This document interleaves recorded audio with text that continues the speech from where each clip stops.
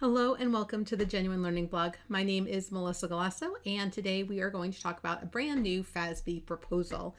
This proposal is a pretty targeted proposal looking at a very specific area of focus related to equity securities that are subject to sale restrictions. And this is coming from feedback that the codification seems to be a little confusing. How a particular item is being interpreted leads to diversity in practice. So this was issued on September 15th and comments are due November 14th. So again, pretty targeted area, so pretty short turnaround time for our comment letters. And again, as I mentioned earlier, there is an issue regarding the unit of account when these equity securities are subject to contractual sale restrictions, how that impacts fair value, in particular, the unit of account and whether or not that impacts the fair value measurement. And this specifically looks at an example. There's an illustrative example where there's interpretation differences there and whether the effects of the contractual restrictions that prohibit the sale should be considered in measuring fair value.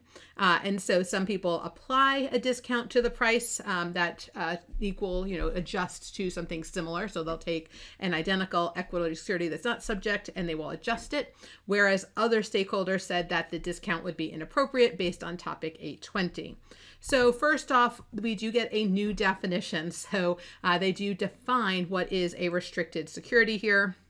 This is an equity security that is not registered for sale with a national securities exchange or an over-the-counter market, either domestic or foreign, when other securities from the same class of stock are registered for sale with a national securities exchange or over-the-counter market. To be legally sold on a national securities exchange or over-the-counter market, the unregistered security must be registered or satisfy the conditions necessary for an exemption from registration. An equity security is no longer considered a restricted security if the conditions necessary for an exemption from registration have been met, even if the security remains unregistered. So as you can see here, we get a new definition and they make some changes in the verbiage here. So they clarify that a contractual restriction on the sale is not considered part of the unit of account for the equity security and therefore is not considered in measuring fair value. Now I will say this is not something that is consistent. So there are 7 people who sit on the FASB board and this was a 4-3 vote. So very slim margin here. So when we look at this, you might want to also read the basis for conclusions, because in the basis for conclusions, you can see the dissenting opinions here. So you can see that it says, although a reporting entity must be able to access the market, they do not need to be able to sell the particular security or a particular asset or transfer the particular liability on the measurement date to be able to measure fair value on the basis of that price. So that's in the Extant standard. But what they added was in bold here: an equity security that is subject to contractual restriction that prevents the sale does not prevent an entity from measuring fair value on the basis of the price in that market. Rather, they must measure fair value on the basis of the price of the market based on the value of the same equity that's not subject. So again, we talked about how there was that example in the 55 section, in the implementation section.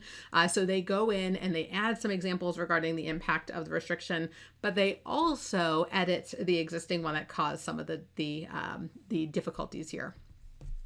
So when will this be effective? We don't know. Obviously, given the 4-3 vote here, I think it would be important for them to take the feedback. So if you have a particular belief or you believe that potentially the dissenting opinions are more appropriate here, again, a 4-3 vote is pretty tight.